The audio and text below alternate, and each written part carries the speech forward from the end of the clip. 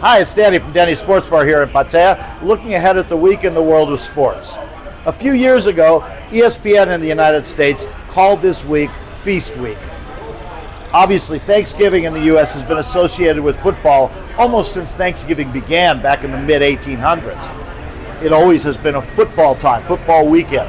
ESPN thought, let's make it a basketball week too, college basketball. We'll call it Feast Week. We'll play a whole bunch of games with all the big teams and have everybody sit as they're waiting for Thanksgiving during the week, watch college basketball.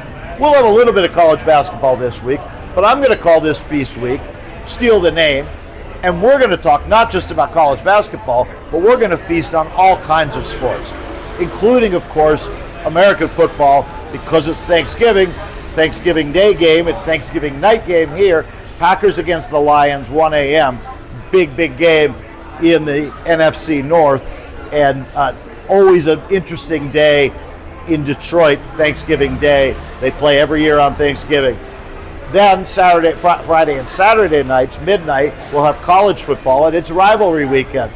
On Friday, we're going to have Ole Miss and Mississippi State. They call it the Egg Bowl because they say the trophy looks like a big giant egg. In any case, it's a big game for those two teams. Saturday, a big game for the two teams, but also in the overall picture in college football, Ohio State at Michigan. It's one of the biggest rivalries, if not the biggest rivalry, in college football, or even in, some will say, in American sports. Last year, Michigan beat Ohio State, and Ohio State people were wondering whether they were going to fire their coach because of it. Instead, Ohio State went on and won the national championship. Ohio State, again, undefeated this year going into the game, and they're playing this year in Ann Arbor. Big game, midnight on Saturday. Also on Saturday night, Clemson and South Carolina, a huge game in the state of South Carolina, of course, big rivalry game. So those games going on. Then Sunday we go back to the NFL, and we have 7 games at 1 a.m., but one of those games, the Rams against the Panthers, and the reason I bring that up, people are now talking about the Rams being the Super Bowl favorites. We don't get to show them that often live here at Danny's, being a West Coast team. They don't play very many of the early Sunday games. This week, playing on the road in Carolina, they're playing early, 1 a.m. our time. We will have that game and 6 other games at 1 a.m.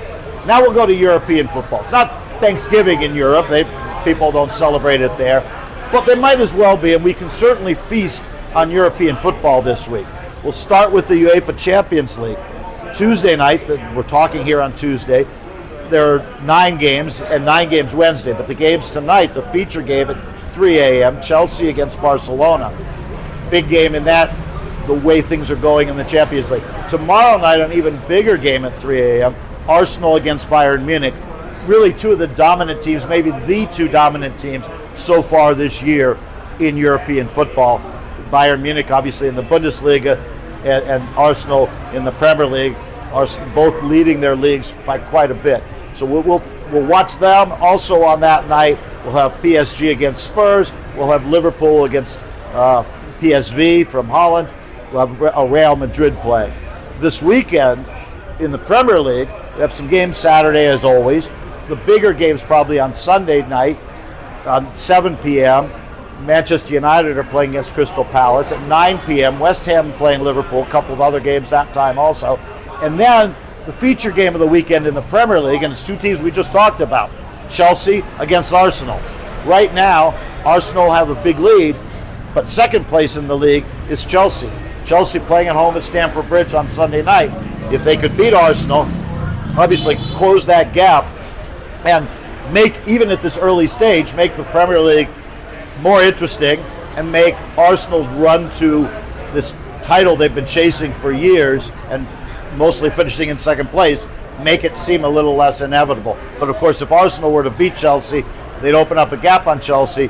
Still Manchester City in the picture, some other teams.